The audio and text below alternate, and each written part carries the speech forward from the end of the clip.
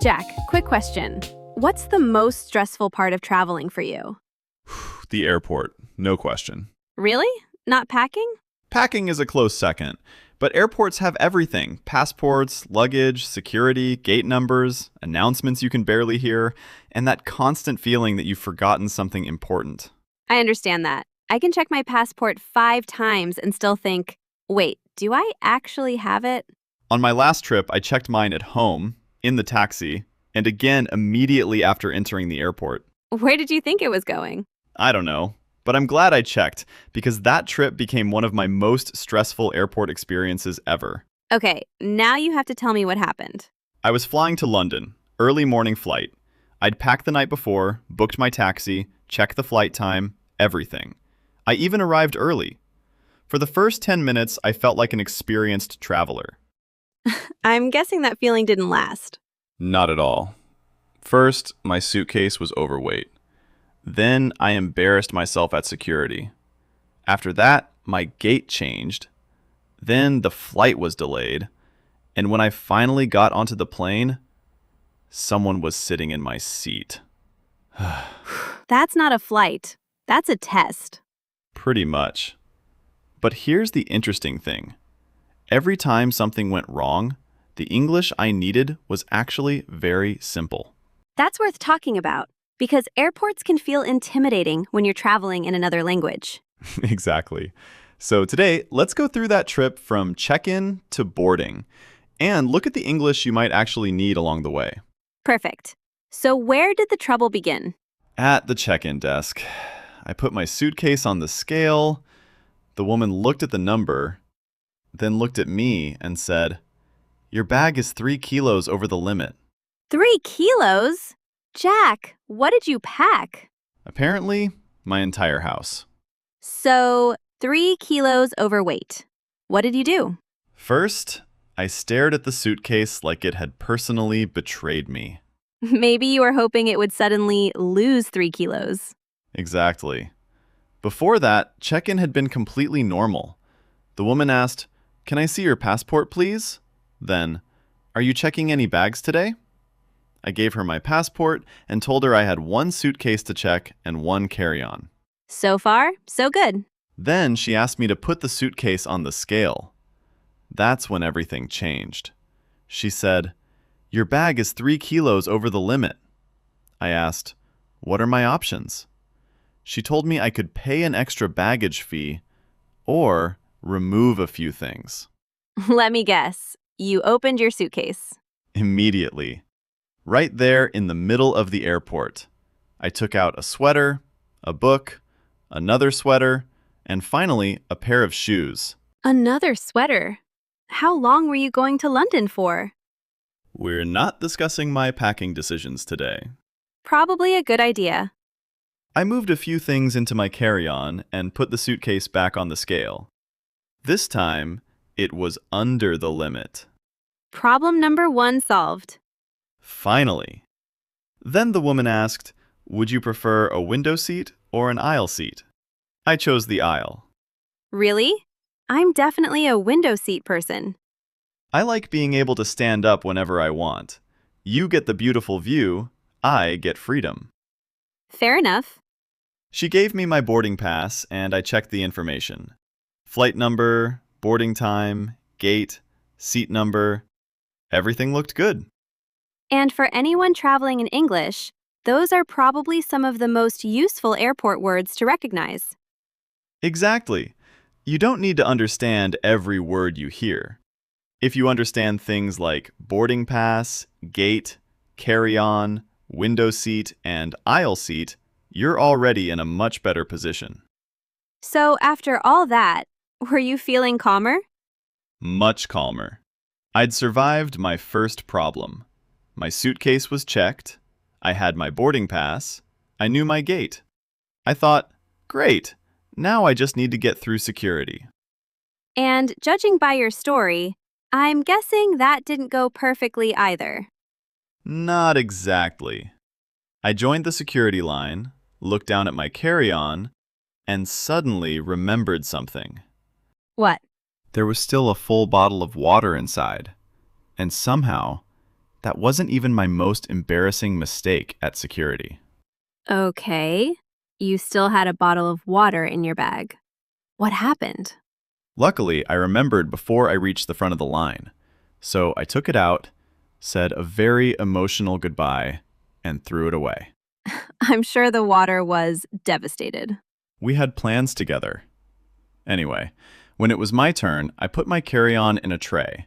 I took out my laptop, put my phone beside it, and took off my jacket. Airport security always makes me nervous, even when I know I've done nothing wrong. Exactly! Everyone around you suddenly looks like an airport expert, and you're thinking, do I take this off? Does this go in the tray? Did I forget something? So, did you forget something? Of course I did. My bag went through the scanner, then I walked through. Beep. Oh no. I checked my pockets. Empty. The security officer asked me to go through again, so I did. Beep. Again. What was it? My belt. I'd remembered my passport 6 times, but completely forgotten I was wearing a belt. Very impressive. Thank you. I took it off, put it in a tray, and walked through again. This time, no beep. I honestly felt like celebrating. And that's a good example of why security can feel stressful in another language. Instructions come quickly. True, but most of the English is actually pretty simple. You might hear, take off your jacket, take out your laptop, put your bag in the tray, or go through the scanner. And if you don't understand? Just ask. Sorry, could you repeat that? Or, do I need to take this out? You don't need a perfect sentence, you just need to communicate. Exactly. So you finally got through security. Surely things became easier after that. That's what I thought. I put my belt back on, picked up my bag, and checked the departure board. My boarding pass said Gate 14. The screen said Gate 27. A gate change? And I had absolutely no idea where Gate 27 was. I checked both about 3 times because I thought I was reading something wrong. But no, the gate had changed. Did you know where Gate 27 was? Not at all. I looked at the signs, but the airport was huge. And this is where I did something I used to hate doing in English. You asked someone? Exactly. Years ago, I would have walked around for 20 minutes pretending I knew where I was going. Why? Because I was worried about the answer. Asking the question wasn't difficult. But I'd think, what if they speak too quickly? What if I don't understand? What if I have to ask again? I think a lot of English learners know that feeling. Definitely. But this time, I walked up to an airport employee and said, "Excuse me, could you tell me where Gate 27 is?" He said, "Go straight ahead, take the escalator down, then turn left. It's about a 10-minute walk." Did you understand him? Almost. I wasn't sure about the last part, so I asked, "Sorry, did you say 10 minutes?" He said yes, and that was it. That's such a useful lesson. You don't have to pretend you understood everything. Exactly. Could you repeat that? Did you say left or right? Is it far from here? Simple questions can save you a lot of confusion. And probably a lot of walking. Definitely. So I followed his directions, went down the escalator, turned left, and finally found Gate 27. Success. I found an empty seat, put my carry-on down, and thought, finally, I can relax. Jack, every time you say that in this story, something goes wrong. I know, because about 5 minutes later, there was an announcement. Our flight to London was delayed. Of course it was. At that point, I wasn't even surprised anymore. So after everything, your flight was delayed too. How long did you have to wait? At first, I had no idea. The departure board just showed one word, delayed. No new time, no explanation, just delayed. That's the worst kind of delay. If you know it's 40 minutes, fine. But when you don't know, you keep checking the screen every 2 minutes. Exactly. Eventually, there was another announcement. They said our estimated departure time was about 45 minutes later. So I did what every tired traveler does. Thought coffee? Immediately. Of course. I found a seat near the window, drank my coffee, and watched the planes outside. And honestly, after a few minutes, I started to relax. See, that's actually the part of airports I like. You like airports? A little. Once I'm through security and I found my gate, I enjoy the atmosphere. Everyone is going somewhere.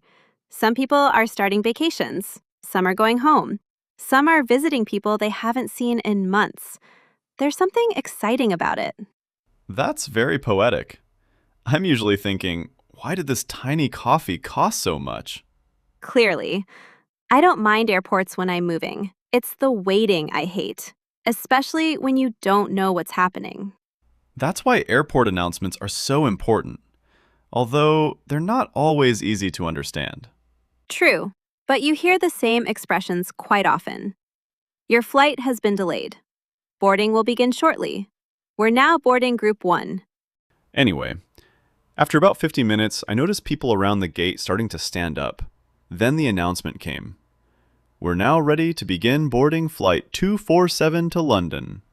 Finally. Exactly. Suitcase accepted. Security survived. Gate found. Delay over. I thought there was no possible way anything else could go wrong. You really hadn't learned your lesson yet. Apparently not, because when I finally boarded the plane, found row 18, and looked at my aisle seat, someone was already sitting in it. Someone was actually sitting in your seat? Yep. I checked my boarding pass again. 18C, definitely my seat. What did you do? For a few seconds, I just stood there. After everything that happened that morning, I honestly started wondering if I was wrong. The airport had destroyed your confidence. Completely. So I checked the row number again, then smiled and said, "Excuse me, I think this is my seat." Simple and polite. Exactly. The man looked at his boarding pass, then immediately laughed. He was supposed to be in 18B. He'd just sat in the wrong seat. So no argument? Nothing. He apologized, moved over, and the whole problem was solved in about 10 seconds. That's actually a perfect example of how we sometimes make situations much bigger in our heads. Exactly. I'd imagined this awkward conversation, but all I needed was one sentence. "Excuse me, I think this is my seat." That's it. And then you finally got your precious aisle seat. Finally, I put my carry-on in the overhead compartment, sat down, and promised myself I wasn't moving again until we landed. How did you feel? Relieved, very relieved. And when I thought about the whole morning, the overweight suitcase, the security scanner, the gate change, the delay, and now the seat, it was already starting to feel funny. That's often what happens with travel problems. They're stressful when you're experiencing them, but later they become good stories. Exactly. And I realized something else. None of those situations required complicated English. At check-in, I answered a few questions. At security, I followed simple instructions. When I couldn't find my gate, I asked for directions. And on the plane, one polite sentence solved the problem. Which is important if you're nervous about traveling in English. You don't need to prepare for every possible conversation. You just need enough English to ask for help, understand the important information, and explain what you need. So after all that, did the actual flight go smoothly? Thankfully, yes. Once the plane took off, I finally relaxed. And I remember thinking, if I had to do all of this again tomorrow, it would already feel much easier. Because now you knew what to expect. So let's finish with a quick challenge. I'll give you a situation, and you tell me what you could say. Okay, let's see if I learned anything from my airport adventure. First situation. You're checking in, and you'd like to sit beside the window. What could you ask? Easy. Could I have a window seat, please? Perfect. Next one. You've gone through security, but you can't find your gate. Excuse me, could you tell me where gate 27 is? And if they answer too quickly, sorry, could you repeat that, please? Exactly. Never be afraid to ask someone to repeat something. Okay, you're looking at the departure board and you see the word delayed next to your flight. What does that mean? Your flight is leaving later than planned. Unfortunately, I know that one very well now. And what if you hear, "This is the final call for Flight 247. Stop buying coffee and get to your gate. That's not the official definition, but yes, it means boarding is almost finished. And I definitely wouldn't want to hear my name after the words final call. Last situation. You get onto the plane, and someone is sitting in your seat. My specialty. Excuse me, I think this is my seat. Simple, polite, and hopefully enough to solve the problem. And I think that's the biggest lesson from today's story. You don't need perfect English to travel. A few clear phrases can take you a long way. And don't worry about understanding every single word. Every trip gets a little easier. And now we have a question for you. What's the most stressful part of traveling by plane for you? Check-in, security, finding the gate, delays, or maybe flying itself? Tell us in the comments and try answering in English. If you enjoyed today's conversation, give this video a like, subscribe for more relaxed English conversations, and share it with another English learner. Thanks for spending this time with us. And Jack, before we go, I have one final question. Do you know where your passport is? Yes, Are you sure? I checked 6 times. Some things never change. Have a great day, keep practicing your English, and if you're traveling soon, have a safe flight. We'll see you in the next episode. Bye!